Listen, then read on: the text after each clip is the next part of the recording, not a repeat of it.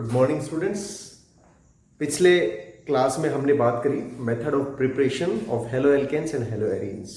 उसमें हम जब बात कर रहे थे तो हमने इसके बाद में न्यूक्लियोफिलिक सब्स्टिट्यूशन रिएक्शंस जो SN1 और SN2 मैकेनिज्म से होती हैं उनकी भी बात अपन ने वहाँ पे करी थी। अब यहाँ पे अपन थोड़ा सा उसी को अपन क्या करते हैं, थोड़ा आगे ले जाते हैं और एक बिल्कुल नए जो कंसेप्ट है ऑर्गेनिक केमिस्ट्री का उसकी तरफ बढ़ते हैं। हम आज क्या बात करने वाले हैं? हम बात करने वाले हैं stereo chemical aspect of SN1 and SN2। SN1 और SN2 रिएक्शन का स्टीरियो केमिकल एस्पेक्ट्स अपन पढ़ने वाले हैं। लेकिन इस स्टीरियो केमिकल एस्पेक्ट को समझने से पहले हमें कुछ एक टर्म्स के बारे में जान लेना बहुत जरूरी है, क्योंकि उनको समझे बिना अपन ये स्टीरियो केमिकल एस्पेक्ट क्या है, स्टीरियो केमिस्ट्री क्या है, इसको नहीं समझ पाएंगे। तो सबसे पहले अपन बात करते हैं प्लेन पोलराइज्ड लाइट। ठीक है, प्लेन पोलराइज्ड लाइट क्या होती है और प्लेन पोलराइज्ड लाइट हम कैसे बना सकते हैं। ठीक है, वह लाइट को प्लेन पोलराइज्ड कैसे बना सकते हैं? अगर अपन क्या करें, लाइट को निकोल प्रिज्म में से पास किया जाए। किस में से पास किया जाए? निकोल प्रिज्म में से। ठीक है, इस निकोल प्रिज्म में से लाइट को पास करें तो इसका जो ये रोटेशन है, ठीक है, ये क्या हो जाएगा, इसका रोटेशन एक पर्टिकुलर डायरेक्शन में हो जाएगा। ठीक है, इसका मतलब ये हुआ कि ये जो लाइट है ये क्या है? प्लेन पोलराइज्ड लाइट है। प्लेन पोलराइज्ड लाइट क्या है? जिसमें मॉलिक्यूल्स का जो वाइब्रेशन है वो क्या हो, एक पर्टिकुलर डायरेक्शन में ही हो। ठीक है, और ये लाइट, इसको क्या बोलेंगे अपन? प्लेन पोलराइज्ड लाइट बोलेंगे। ठीक है, इसके बाद देखो, इसके बाद हमारे पास एक बात आती है कि ऑप्टिकल आइसोमर्स क्या होते हैं। तो एक साइंटिस्ट हुए हैं, आपने भी नाम सुना होगा, इनका बायो में भी नाम सुना होगा, लुईस पास्चर। इन लुईस पास्चर ने क्या किया, क्या बताया? सबसे पहले ये बताया कि सम क्रिस्टलाइन सब्सटेंसेस, एक ही सब्सटेंस के क्रिस्टल्स दो अलग अलग फॉर्म में मिलते हैं। ठीक है, वो जो दो फॉर्म है, टू फॉर्म्स, और इन दोनों फॉर्म्स को इन्होंने क्या कहा कि they are the mirror images of each other. वो एक दूसरे के क्या होते हैं? मिरर इमेजेस होते हैं। ठीक है, और ये इस मिरर इमेज होने की वजह से ये जो दोनों क्रिस्टल हैं ये दोनों अलग अलग क्या करते हैं? ऑप्टिकल एक्टिविटी शो करते हैं। ऑप्टिकल एक्टिविटी से मतलब है rotation of plane polarised light. ठीक है, ये लाइट का जो प्लेन है उसको क्या कर देंगे? अलग अलग डायरेक्शन में क्या करते हैं? रोटेट करते हैं। ठीक है, इनमें से एक जो फॉर्म होगी, out of this two form, one form is known as D form और दूसरी जो फॉर्म है उसको क्या कहेंगे अपन? L form. ठीक है, डी फॉर्म और एल फॉर्म क्या है? डी फॉर्म क्या है? डेक्स्ट्रो रोटेटरी, और एल फॉर्म क्या है? Laevorotatory. ठीक है, डेक्स्ट्रो और लीवो से मतलब हमारा क्या हुआ? ये तो क्या हुआ? It rotate the plane polarised light clockwise. ठीक है, और इन राइट डायरेक्शन। ये वाला क्या है? ये जो प्लेन पोलराइज्ड लाइट है उसको कहां पे रोटेट कर देगा? एंटी क्लॉकवाइज रोटेट कर देगा, या फिर अपन क्या कह सकते हैं? Left side. ठीक है, जैसे अपन ये मान लें कि हमने इस प्लेन पोलराइज्ड जो लाइट थी ना, इस प्लेन पोलराइज्ड लाइट को इस सब्सटेंस में से, मान लीजिए हमने क्या किया, इस सब्सटेंस को इस प्रिज्म में भरा और इस क्रिस्टल में से अगर हम इसको पास कराएं, जो लाइट का रोटेशन होगा वो क्या हो जाएगा? राइट साइड में हो जाएगा। हम ऐसे करेंगे कि जो लाइट का रोटेशन है वो इस तरह से हो जाएगा। तो इन्होंने क्या किया? राइट साइड में इसको रोटेट कर दिया। ठीक है, ये अपन ये मान लेते हैं कि ये प्लेन पोलराइज्ड लाइट है, डी फॉर्म में से इसको पास करेंगे तो इसका रोटेशन ऐसे हो जाएगा। अगर इस प्लेन पोलराइज्ड लाइट को एल फॉर्म वाले में से पास करेंगे तो इसका रोटेशन क्या हो जाएगा, इस तरह से, इसका प्लेन इस तरह से रोटेट करेगा। ठीक है, तो यानी जो सब्सटेंस एक ही है लेकिन उसके क्रिस्टल्स कितने टाइप के हैं, 2 टाइप के हैं। ठीक है, और दोनों की बाकी सारी प्रॉपर्टी सेम है, बाकी सारी फिजिकल केमिकल सब प्रॉपर्टी सेम है, सिर्फ एक ऑप्टिकल प्रॉपर्टी डिफरेंट है। वो क्या है, रोटेशन ऑफ पोलराइज्ड लाइट। वो प्लेन पोलराइज्ड लाइट को जो क्रिस्टल क्या करे, जिन क्रिस्टल का जो सोल्यूशन है वो उसको कहां कर दे, राइट साइड पे रोटेट कर दे, तो उसको अपन क्या बोलते हैं, डी फॉर्म या डेक्स्ट्रो रोटेटरी, या राइट साइड में उसको क्या कर देंगे, वो रोटेट कर देंगे। दूसरे टाइप के क्रिस्टल क्या होगा, अगर एक राइट साइड में रोटेट कर रहा है तो दूसरे टाइप का क्रिस्टल क्या करेगा, उसको लेफ्ट साइड में। अगर अपन दूसरे टाइप के फॉर्म क्रिस्टल की वो ले जो इसकी मिरर फॉर्म है, ये दोनों एक दूसरे की क्या है, मिरर इमेजेस, मिरर इमेज है। अगर अपन इसको लें तो ये क्या करेगा, जिधर इसने रोटेट किया था ना राइट में, उसका ऑपोजिट लेफ्ट साइड में इसको क्या कर देगा, रोटेट कर देगा। ऐसी जो फॉर्म होगी क्रिस्टल्स की उसको क्या बोलेंगे अपन, एल फॉर्म। ठीक है, और इसको क्या बोलेंगे अपन, लिवो रोटेटरी। ये क्या करते हैं, एंटी क्लॉकवाइज डायरेक्शन में इसको क्या कर देंगे, रोटेट कर देंगे। इनको रिप्रेजेंट करने का एक और तरीका है, इसको इस तरह से प्लस लिख के और इसको क्या करके माइनस लिख के भी अपन क्या कर सकते हैं, रिप्रेजेंट कर सकते हैं।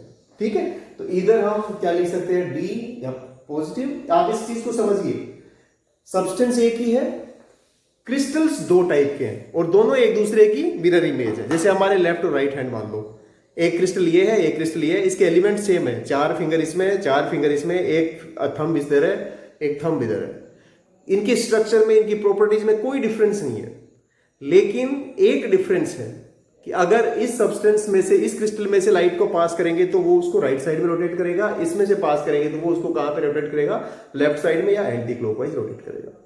ठीक है, तो ये क्या था, ये एक फाउंडेशन थी, किसके लिए, एक जो नई केमिस्ट्री की ब्रांच है उसके लिए एक फाउंडेशन है।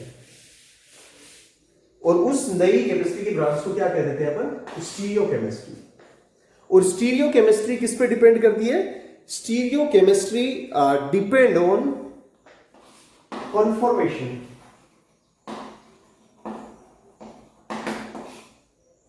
ठीक है, कॉन्फॉर्मेशन मीन्स अपन ये कह सकते हैं कि what is conformation, conformation means spatial arrangement, spatial arrangement of atoms around the center atom, around the center atom in a molecule। एक मॉलिक्यूल के अंदर जो एटम्स का अरेंजमेंट है वो किस तरह से अरेंज है इसके ऊपर डिपेंड करता है। ठीक है, इसको क्या बोलते हैं, कॉन्फॉर्मेशन। यानी इन दोनों के अंदर एटम्स का जो अरेंजमेंट है वो क्या होगा, डिफरेंट होगा। ठीक है, तो ये जो डिफरेंट है इसके बाद में देखिए, इस डिफरेंस की वजह से ये ऑप्टिकली एक्टिव होंगे। ऑप्टिकली अपन क्या करेंगे, डी फॉर्म और एल फॉर्म तभी शो कर पाएगा कोई भी मॉलिक्यूल जब उसमें जो कॉन्फॉर्मेशन है उसका जो अरेंजमेंट है, एटम्स का जो अरेंजमेंट है वो क्या हो, एक पर्टिकुलर डायरेक्शन में हो या एक पर्टिकुलर अरेंजमेंट हो। अपन बात कर लेते हैं, देखो एक बार 2 साइंटिस्ट हुए हैं, लीबल एंड कहते हैं कि वॉनहॉफ, लीबल एंड वॉनहॉफ। ठीक है, लीबल और वॉनहॉफ ने सेपरेटली, इंडिपेंडेंटली क्या किए, कुछ एक्सपेरिमेंट किए और दोनों ने क्या पाया कि अगर कोई भी मॉलिक्यूल, ठीक है, इन्होंने क्या पाया कि जो मॉलिक्यूल ऑप्टिकल आइसोमेरिज्म या डी फॉर्म और एल फॉर्म या डेक्स्ट्रो रोटेटरी और लिवो रोटेटरी फॉर्म शो कर रहे थे या फिर वो रोटेशन शो कर रहे थे, उनके मॉलिक्यूल के अंदर जो स्पेशल अरेंजमेंट था वो क्या था, डिफरेंट था, है ना। और इन्होंने क्या कहा कि अगर किसी भी कार्बन एटम से जुड़े हुए जो 4 ग्रुप हैं, A B C D, carbon की 4 वैलेंसी होगी, अगर इससे जुड़े हुए जो चारों ग्रुप हैं वो क्या हो, डिफरेंट हो। मेरी बात समझ रहे हैं आप लोग, अगर ये A B C D 4 are different group, they are not similar to each other. Suppose करिए अगर एक मिथाइल है, एक क्लोरीन है, एक ब्रोमीन है, एक हाइड्रोजन है, इस तरह से चारों क्या होने चाहिए, अलग अलग। तो उन्होंने क्या कहा कि इस तरह का जो कार्बन होगा उस कार्बन को अपन क्या कहेंगे, एसिमेट्रिक कार्बन। ठीक है, और एसिमेट्रिक कार्बन अगर किसी मॉलिक्यूल के अंदर होगा तो ही वो क्या कर सकता है, इस तरह से डी फॉर्म और एल फॉर्म वो क्या कर सकता है, शो कर सकता है। ठीक है, तब ये जो अरेंजमेंट है इसको उन्होंने एक और नाम दिया, इसको क्या नाम देते हैं अपन, स्टीरियो सेंटर। ठीक है, इसको अपन क्या नाम दे देंगे, स्टीरियो सेंटर नाम देंगे। ठीक है, या एसिमेट्रिक कार्बन। यानी अपने को ये कहना है कि अगर कोई भी लीबेल और वॉन हॉफ ने एक इसेंशियल कंडीशन बनाई कि कौन से जो मॉलिक्यूल होंगे वो क्या करेंगे, ऑप्टिकल आइसोमेरिज्म या डी फॉर्म या एल फॉर्म शो करेंगे। वो कौन शो करेंगे, वो वही शो कर पाएंगे जिनके अंदर कार्बन एटम से जुड़े हुए चारों जो ग्रुप है, टेट्राहेड्रल फॉर्म में जुड़े हुए जो चारों ग्रुप है, वो चारों क्या होने चाहिए, डिफरेंट होने चाहिए। ठीक है, तो ये उन्होंने एक इसेंशियल कंडीशन बताई। अब ये जो सिमेट्री और एसिमेट्री की बात कर रहे हैं अपन, तो अपन एक छोटे से एग्जांपल से अपन इसको समझ लें कि सिमेट्रिकल क्या है, एसिमेट्रिक क्या है ना। तो एक छोटा से एग्जांपल से अपन समझे। देखो, जैसे अपन ये कहें कि ये मान लीजिए हमारे पास एक ये कोई भी कप है या ग्लास है, अगर अपन इसकी मिरर इमेज देखें, इसकी जो मिरर इमेज है वो बिल्कुल क्या होगी, सेम होगी, एग्जैक्टली क्या होगी, सेम होगी।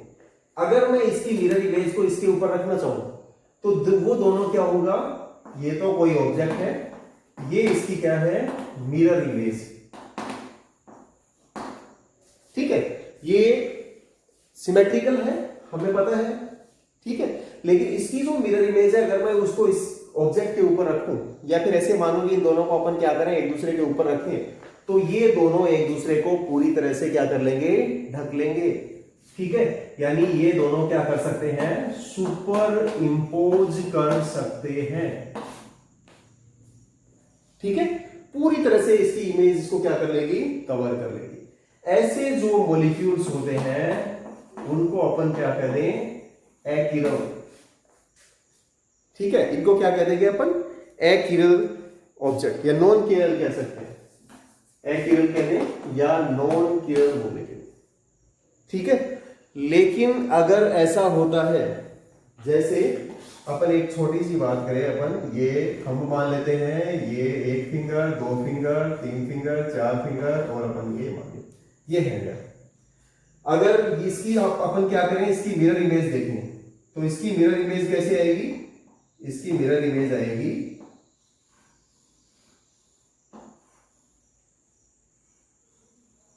अपन ऐसे समझने के लिए ऐसे समझ सकते हैं। ठीक है, ये तो क्या है, ऑब्जेक्ट है, और ये ऑब्जेक्ट की क्या है, मिरर इमेज।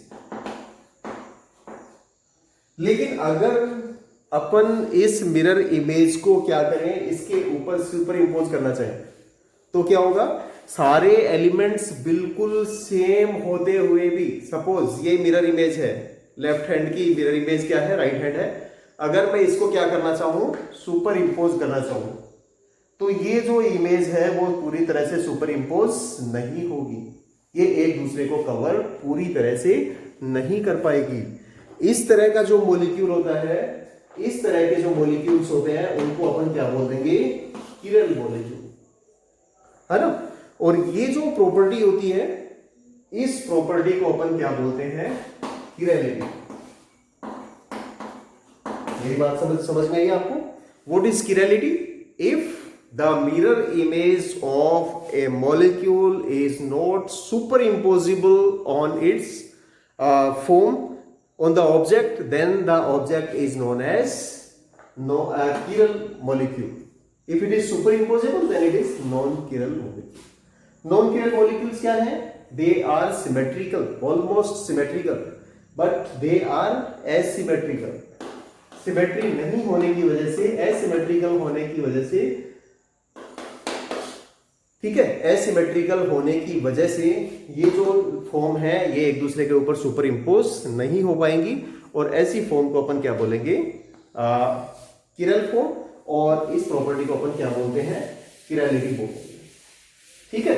अब कार्बन का किरल कार्बन होना या नहीं होना, ठीक है, अगर कोई भी कार्बन कब तो किरल होगा और कब क्या होगा, नॉन कायरल होगा। ठीक है।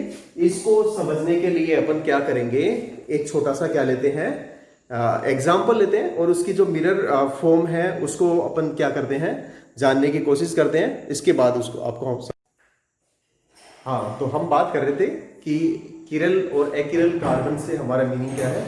तो हमने एक छोटा सा एग्जाम्पल लिया है। क्या एग्जाम्पल लिया अपन ने, प्रोपेन टू ओल। प्रोपेन टू ओल 3 कार्बन का एक एल्कोहल है। अब यहां देखिए, इसको यहां पे इस तरह से मैं आपको बताऊं, CH3 CHOH CH3। तो हम जिस कार्बन की बात करने वाले हैं वो ये कार्बन है।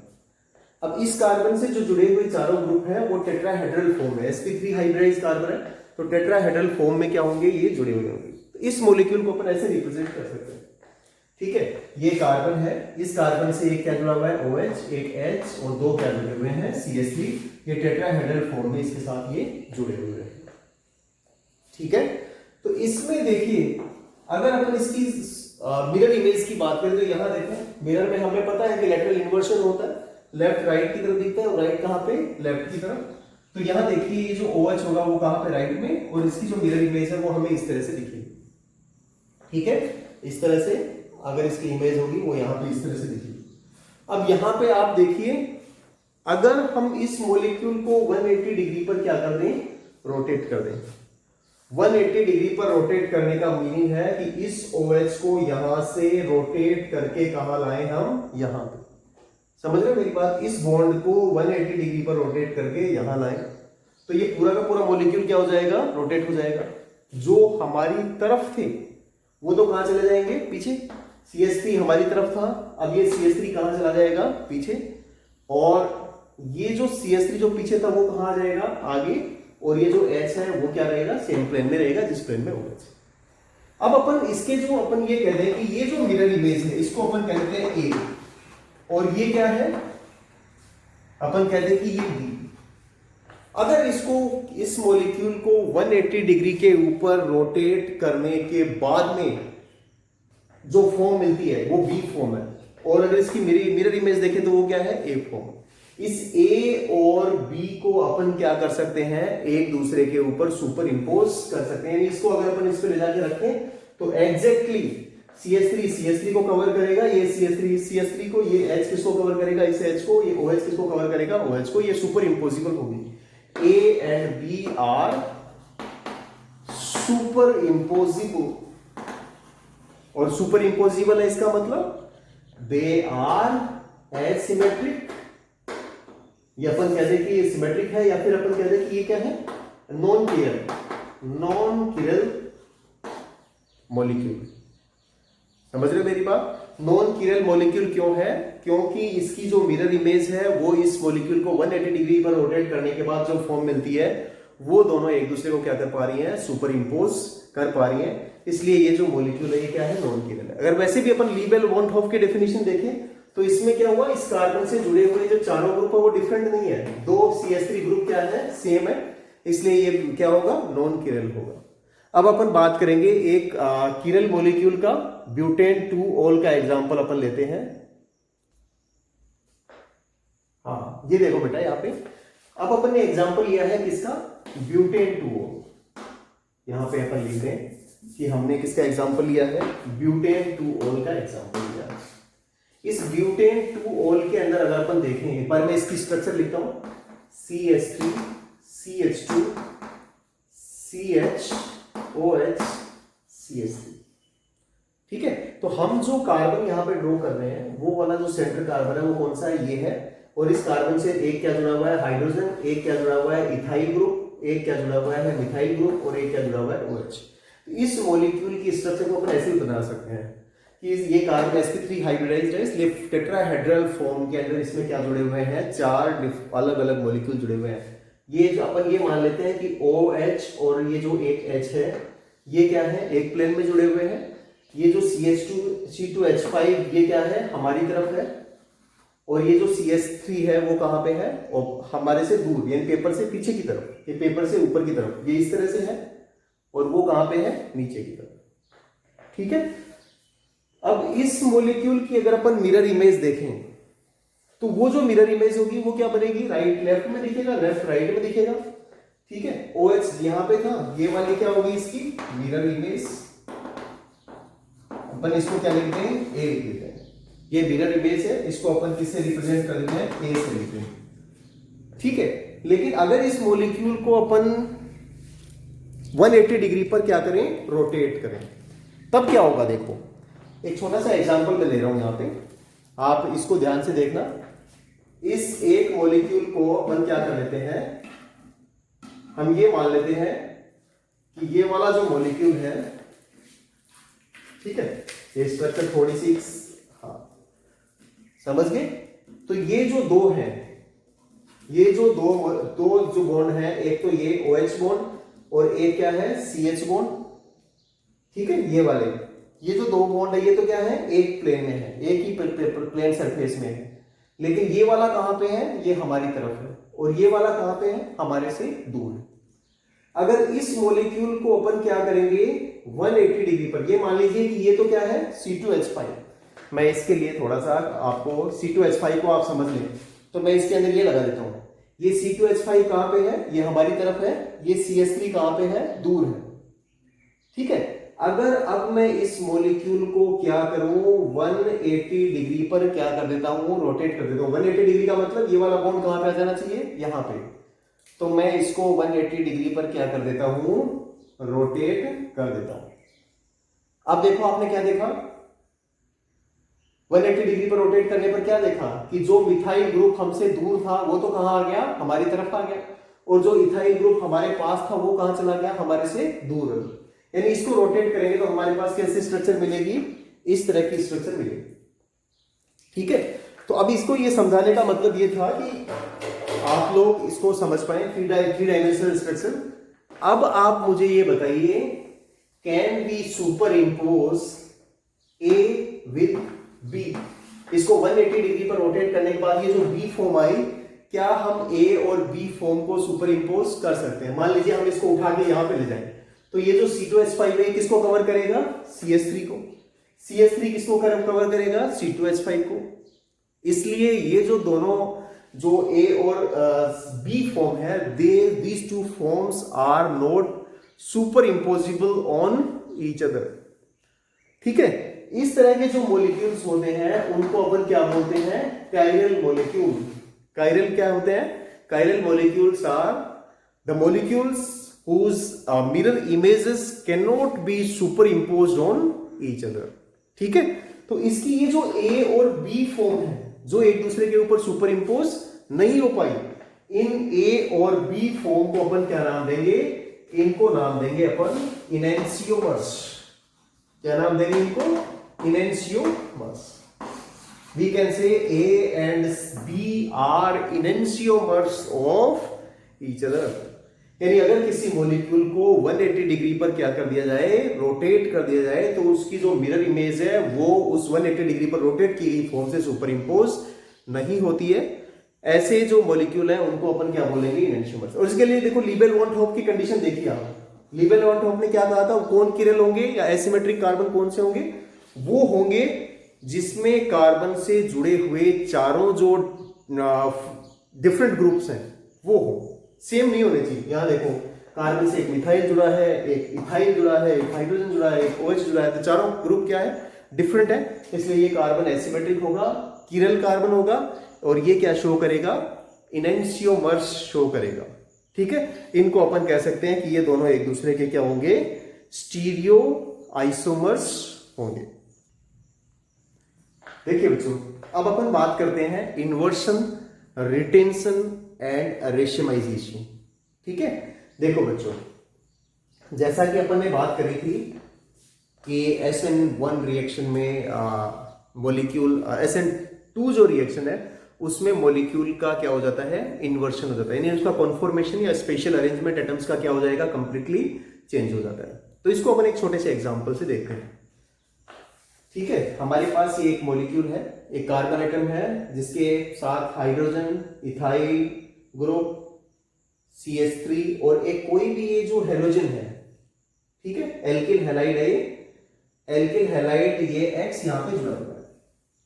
हम मान लेते हैं इसकी एक किसी भी Y से, Y क्या है, एक न्यूक्लियोफाइल है, इस न्यूक्लियोफाइल से इसका क्या होता है, सब्स्टिट्यूशन होता है, और न्यूक्लियोफाइल से सब्स्टिट्यूशन होकर के हमारे पास मान लीजिए प्रोडक्ट B बनता है ना, इसको अपन ने प्रोडक्ट B नाम दिया।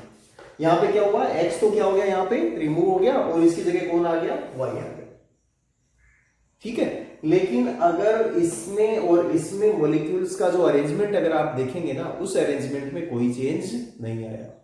कैसे, जहां पे C2H5 था वो वही है, जहां पे CH हमारे से दूर था तो वो वहां का वहां है, CH3 हमारी तरफ था तो वो भी हमारी तरफ ही है ना, यानी जो यहाँ पे राइट साइड में आपको नजर आ रहे थे वो यहाँ पे भी राइट साइड में, जो यहाँ पे लेफ्ट में नजर आ रहे थे वो यहाँ पे भी क्या है, लेफ्ट में। यानी इसने अपना जो स्पेशल अरेंजमेंट है या कॉन्फॉर्मेशन है उसको क्या रखा है, मेंटेन रखा है। तो अगर किसी भी सब्स्टिट्यूशन रिएक्शन में हमें इस तरह के बी की तरह के प्रोडक्ट मिले तो इसको अपन क्या बनेंगे, बोलेंगे रिटेंशन। और रिटेंशन किसका, it has retained the conformation और special arrangement of the atoms और मॉलिक्यूल्स अराउंड द कार्बन। ठीक है, अब अपन दूसरे केस की बात करें, यहां जाइए आप, अगर इसी मॉलिक्यूल की जो ये रिएक्शन है वो किसके हो, इस तरह से हो, इसका सब्स्टिट्यूशन की जो न्यूक्लियोफाइल है, न्यूक्लियोफाइल का अटैक कहां पे हो, ऑपोजिट साइड से हो। यहां पे तो न्यूक्लियोफाइल का अटैक इस डायरेक्शन से हुआ, ये जुड़ गए इसमें। अगर ये न्यूक्लियोफाइल का अटैक ऑपोजिट डायरेक्शन से होता तो क्या होता, ऑपोजिट डायरेक्शन से होने पर क्या होगा, ये ऑपोजिट डायरेक्शन में जुड़ेगा और इनका जो कॉन्फॉर्मेशन है वो भी क्या हो जाएगा, चेंज। तो हम देखें कि इसमें मॉलिक्यूल में और इसमें दोनों का कॉन्फॉर्मेशन क्या है, डिफरेंट। यहां पे जो आपको लेफ्ट में दिख रहे हैं वो यहां पे कहां पे दिख रहे हैं, राइट में। ठीक है, समझ गए मेरी बात। तो इस तरह से इसका जो कॉन्फॉर्मेशन है बिल्कुल अपोजिट हो गया। और मैंने आपको पहले भी बताया था कि ये बिल्कुल वैसा ही हुआ है जैसे एक अम्ब्रेला हो हमारे हाथ में, बहुत तेज हवा आए और वो अम्ब्रेला क्या हो, उलट जाए, हवा से क्या हो जाए, दूसरी तरफ वो फैल जाए। ठीक है, तो इस तरह का जो अरेंजमेंट है, इस तरह का अगर कोई प्रोडक्ट मिलता है तो इसको अपन क्या बोलेंगे, इन्वर्शन बोलेंगे। ठीक है, इन्वर्शन किसका, इन्वर्शन ऑफ कॉन्फॉर्मेशन। ठीक है, अगर कोई केस ऐसा हो, कोई ऐसा केस हो जिसके अंदर हमारे पास ए भी बने और क्या बने, बी भी बने, बराबर अमाउंट में बने। ठीक है, 50% क्या बने, ए बने, ये 50% क्या बने, बी बने। ऐसे जो मिक्सचर बनेगा उसको अपन क्या बोलते हैं, रेसेमिक मिक्सचर, रेसेमिक मिक्सचर। और इस प्रॉपर्टी को क्या बोलते हैं अपन, रेशमाइजेशन। ठीक है, अब अपन इनकी ऑप्टिकल एक्टिविटी की बात करें। ऑप्टिकल एक्टिविटी का मान लेते हैं अपन की जो ए फॉर्म है वो क्या है, डेक्स्ट्रो रोटेटरी है, तो ये पक्का ही क्या होगा, लिवो रोटेटरी होगा। ठीक है, एक दूसरे के ऑपोजिट कॉन्फॉर्मेशन है तो एक क्या होगा, डेक्स्ट्रो रोटेटरी, एक क्या होगा, लिवो रोटेटरी। अगर दोनों बराबर अमाउंट में बनेंगे तो ये इसको पोलराइज लाइट को राइट में या क्लॉकवाइज रोटेट करेगा, ये एंटी क्लॉकवाइज करेगा, दोनों का इफेक्ट क्या हो जाएगा, कैंसिल आउट हो जाएगा। और ये जो रेसेमिक मिक्सचर बनता है, दे आर ऑप्टिकली इनएक्टिव, वो ऑप्टिकली क्या होंगे, पूरी तरह से इनएक्टिव होंगे, यानी प्लेन पोलराइज्ड लाइट के प्लेन को वो रोटेट नहीं करेंगे, है ना। अब हमारी जो बात थी, देखो वो बात तो हमारी रहेगी। यहाँ पे हम बात कर रहे थे कि stereo chemical aspects of SN1 and SN2। ठीक है, तो SN1 जो रिएक्शन है,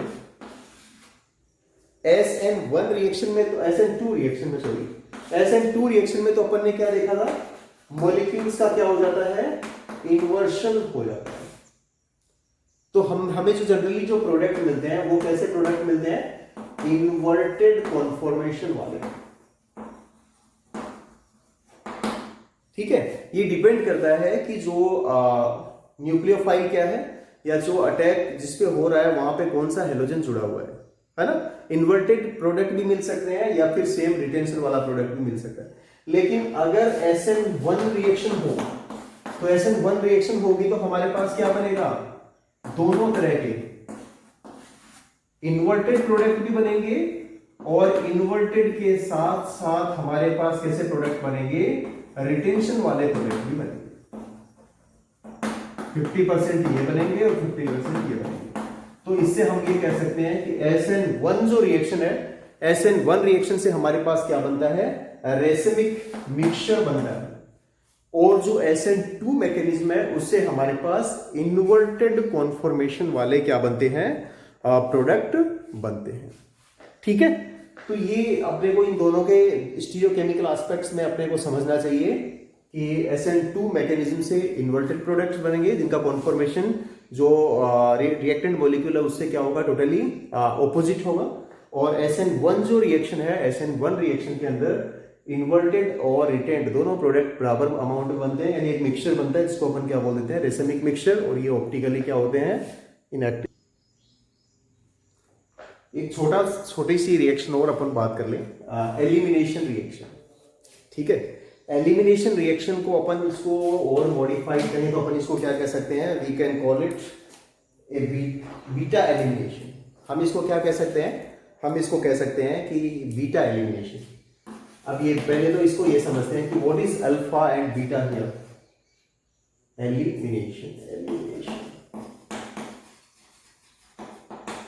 ठीक है, तो अपन ये कहें कि जिस कार्बन के साथ हेलोजन जुड़ा हुआ हो, ठीक है, जिस कार्बन के साथ हेलोजन जुड़ा हुआ हो उस कार्बन को तो अपन क्या बोलते हैं, अल्फा कार्बन। और उसके पास जुड़े हुए कार्बन को अपन क्या बोलते हैं, बीटा कार्बन। ठीक है, तो ये जो कार्बन है इसको तो अपन क्या बोलेंगे, अल्फा, और इसको क्या बोलेंगे, बीटा बोलेंगे। ठीक है, अगर किसी भी एल्किल हैलाइड की रिएक्शन अपन एल्कोहलिक KOH से कराएं, जिससे अपन ये मान लेते हैं कि ये एक क्या है, एल्किल हैलाइड है जिसमें एक कार्बन पे क्या जुड़ा हुआ है, हेलोजन। ठीक है, अब इसमें क्या होगा, ये बेस की प्रेजेंस में हो रही है, ये बेस है, तो बेस का जो नेगेटिव पार्ट है ये बेस, ये क्या करेगा, इस हाइड्रोजन जो अपन कह सकते हैं कि ये पॉजिटिवली चार्ज होगा, इसको क्या करेगा, अपनी तरफ अट्रैक्ट करेगा। इसलिए ये क्या करेगा, अपने जो ये इलेक्ट्रॉन्स हैं उनको कहां पे छोड़ के, यहीं पे छोड़ के, किसके फॉर्म में, H+ के फॉर्म में रिलीज हो जाएगा। ठीक है, ये यहां पे क्या बना लेंगे, डबल बॉन्ड, और ये जो X है ये यहां से क्या हो जाएगा, रिमूव हो जाएगा। तो ये हमारे पास ये कह सकते हैं कि हमारे पास किस तरह की स्ट्रक्चर बननी चाहिए, हमारे पास एक यहाँ पे ये डबल बॉन्ड आ गया, ये यहाँ पे भी डबल बॉन्ड हो जाएगा, और हमारे पास एक इस तरह की स्ट्रक्चर बननी चाहिए। यानी एल्किल हैलाइड किस में कन्वर्ट हो गया, alkyl halide is converted into alkene. ठीक है, तो यहां पे जो हाइड्रोजन रिमूव हुई है वो किससे हुई है, बीटा कार्बन से रिमूव हुई है, इसलिए इसको अपन क्या बोलते हैं, बीटा एलिमिनेशन भी बोलते हैं। ठीक है, अल्फा कार्बन से तो हेलोजन रिमूव होता है और बीटा जो कार्बन है उससे क्या रिमूव हो जाएगा, यहां से रिमूव हो जाएगा, ये हाइड्रोजन रिमूव हो जाएगा। ठीक है, तो इसको अपन क्या बोलते हैं, बीटा एलिमिनेशन। अब एक एग्जांपल से अपन इसको समझते हैं। मैंने यहां पे जो एग्जांपल लिखा है, यहां पे मैंने जो एग्जांपल लिखा है वो मैंने लिखा है 2-ब्रोमोपेंटेन। ठीक है, 2-ब्रोमोपेंटेन मैंने लिखा है।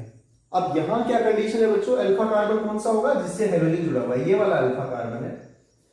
लेकिन यहाँ पे इससे जुड़े हुए 2 कार्बन है, तो ये वाला भी बीटा कार्बन होगा और ये वाला भी क्या होगा, बीटा कार्बन होगा। ठीक है, अब यहां से देखो जो हाइड्रोजन रिमूव होना है ना, वो हाइड्रोजन यहां से भी रिमूव हो सकता है और वो हाइड्रोजन यहां से भी रिमूव हो सकता है। ठीक है, तो हम ये कहते हैं कि जो कार्बन फर्स्ट कार्बन है, जो कि बीटा कार्बन दोनों है, क्योंकि अल्फा के पास वाले दोनों कार्बन है, तो इसलिए दोनों को क्या कहेंगे अपन, बीटा कार्बन। अब यहाँ पे ये हाइड्रोजन जो रिमूव होना है वो बीटा कार्बन से रिमूव होना है, तो वो एक बीटा कार्बन से अगर इस बीटा कार्बन से रिमूव होता है हाइड्रोजन, तो H यहां से रिमूव होगा, Br यहां से रिमूव होगा, और यहां पे क्या आ जाएगा, डबल बॉन्ड। हमारे पास क्या बन जाएगा, पेंट1 बनेगा। अगर यही हाइड्रोजन कहां से रिमूव होता है, बीटा से रिमूव होता है, ठीक है, ठीक। तो यहां से इस कार्बन से अगर ये रिमूव होता है थर्ड कार्बन से, तो क्या बनेगा हमारे पास, जो डबल बॉन्ड आएगा वो कहां पे आएगा, अब यहां पे आएगा। तो हमारे पास क्या बनेगा, पेंट 2 इन बनेगा। ठीक है, यानी दोनों प्रोडक्ट पॉसिबल है बीटा एलिमिनेशन से। तो इनमें से कौन सा प्रोडक्ट ज्यादा बनेगा और क्यों बनेगा, इसके लिए एक रूल दिया था, जिसको अपन क्या कह सकते हैं, जेटसेव्स रूल, या फिर इसको सेटजेफ भी कहा जाता है। स्पेलिंग थोड़ी सी गलत हो सकती है, सेटजेफ्स रूल। ये रूल क्या कहता है कि अगर बीटा एलिमिनेशन से 2 प्रोडक्ट बनना पॉसिबल हो, 2 एल्कीन बनना पॉसिबल हो, तो वो एल्कीन ज्यादा अमाउंट में बनेगा जिसमें डबल बॉन्ड से बॉन्डेड जो कार्बन है उनसे जुड़े हुए एल्काइल ग्रुप का नंबर क्या हो, ज्यादा हो। ठीक है, वो प्रोडक्ट बनेगा, ज्यादा अमाउंट में बनेगा जिसमें डबल बॉन्ड से जुड़े हुए कार्बन के साथ बाइंड जो एल्काइल ग्रुप है उनका नंबर ज्यादा हो। अब दोनों देख लेते हैं अपन।